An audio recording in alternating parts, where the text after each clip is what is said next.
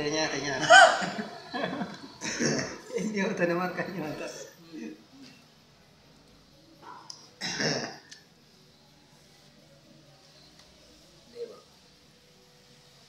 Kabutinya ada.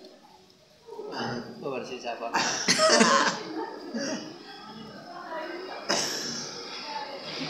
Nerade mah. Ini dia mah.